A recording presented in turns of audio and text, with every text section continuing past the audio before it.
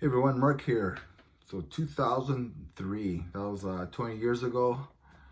I was 25, 26.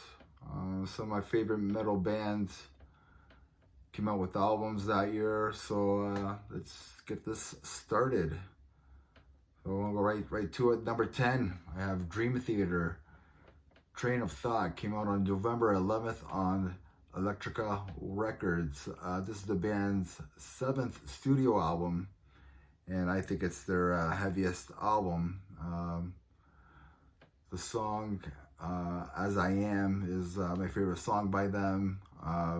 This is the first song that I heard from Dream Theater, and I just think this is a good album.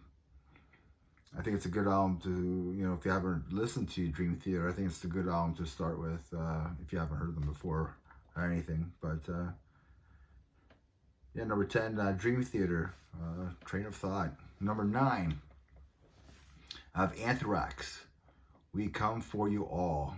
This is the band's 9th studio album, and it came out on May 6th on a Nuclear Blast.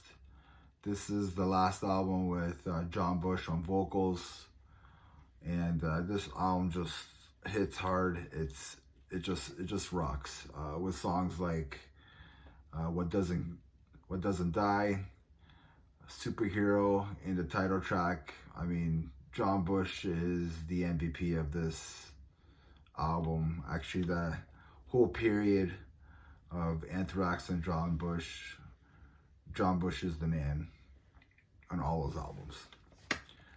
For me, that is. Yeah, so if you haven't heard this album, man, if you like Anthrax, especially with John Bush, this is a great album. Number 8, Killbox 13 by Overkill. This is the band's 12th studio album via Spitfire Records. Yeah, the album was released on March 25th and produced by Colin Richardson and Overkill. If you haven't noticed, I really like Colin Richardson producing albums. This is Overkill's return to the raw, unpolished sound of thrash like their earlier days, with tracks like Devil by the Tail, Damned, and Struck Down. They're just killer tracks on this album. And okay, so that's enough of the American bands. Let's go to Finland. So number 7, I have the masters of melodic death metal, Children of Bodom's Hate Crew, Death Roll. To be honest, I'm not the biggest Children of Bodom fan, but I do like this album, and I especially like the song Angels Don't Kill. It's probably my favorite track by them. This is the band's 4th album on Century Media. Yeah, it's just a good melodic death metal album. It's probably my favorite album by them. Number 6, we got Sweden's own Soilwork with Finger Number 5. This album came out on April 22nd on Nuclear Blast, and this is their 5th album. And they added a little bit more of a alternative metal songwriting to their sound, and I mean, and they can do it with the singer like Bjorn. Like, he's so good that they could do that. They could write a radio hit if they wanted to, but going with the alternative metal style and maybe that new metal style, like they could do that. To me, like, this album rocks with songs like Rejection Roll and Finger Number 5. Number 5, I have German's Destruction, Metal Discharge, came out on September 22nd on Nuclear Blast. Man, those guys signed a lot of bands, eh? This is just a pure thrash. It's in your face, from this German band. This is their 8th studio album, with songs like the Reminisce Beast, Metal Discharge, Fear of the Moment, and Mortal Remains. These are bangers on this album, and just this album just doesn't slow down. Okay, number 4. Guess we're going back to the States now.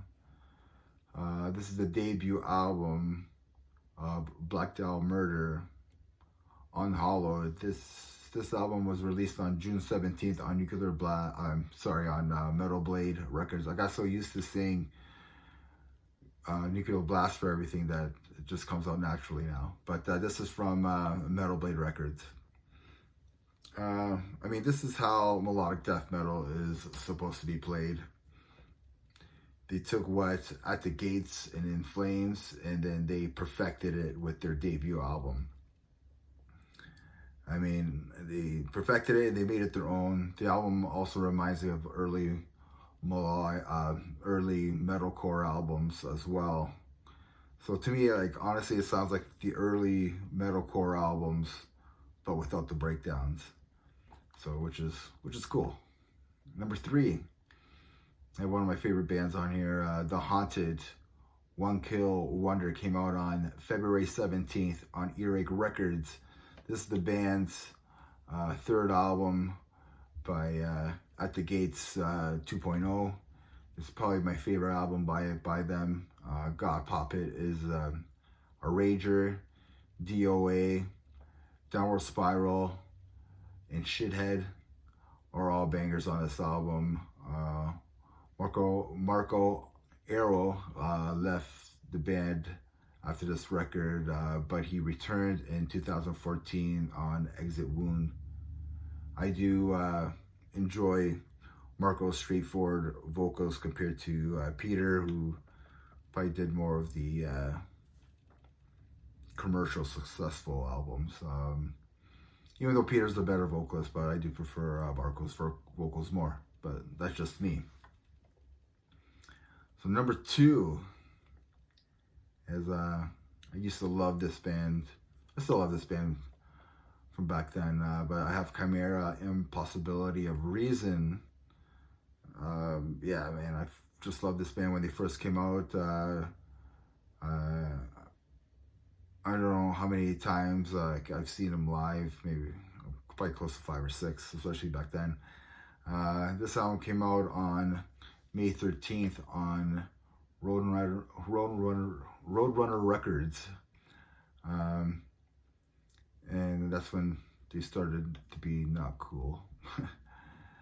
So, yeah, their debut album, so this is their 2nd album, but their debut album was a disappointment for me because it had more of a new metal sound. But that's what the label wanted, and they were making a lot of bands go with that new metal direction in early 2000s there. But with this album, so Mark Hunter and the boys said no, they didn't want that sound, so they went for a more of a raw in your face sound. Yeah, the label wasn't too happy that they went that direction. They also wrote a song called Power Trip about this experience, and the management knew about it, or and they were like, oh, that song sounds like it's meant about me, and they were like, kind of like, yeah, it is about you, and to me, like, it makes me love this album even more, because that's metal. It's you giving the finger to the man, right? So this is groove metal at its best, and with songs like Clan Nation, The Impossibility of Reason, Picture, In the Gold Room, Power Trip, Down Again, and Pure Hatred. What a killer album. I love this album. So my number 1 album, and it's one of my favorite albums ever, is Lamb of God's As the Palaces Burn. This album came out on May 6th on Prosthetic Records. This is the band's third studio album, and I am including Burn the Priest, like their first album. The album was produced by Devin Townsend. I do like the sound of this album. I think it just sounds a little bit more original. It's good to finally understand Reddy Blythe's vocals compared to the first two releases. This whole album, to me, is a masterpiece, from the starting track Ruin, As the Palaces Burn, Purified, The 11th Hour, and so on, man. It's, again, it's one of my favorite metal albums of all time. So yeah, that's the end. That's the end of my list of 2003. Hopefully in a couple weeks, I'll have my top 10 albums for 1993. Let me know what you think. Let me know what your favorite albums are of 2003. And yeah, and remember, metal never dies.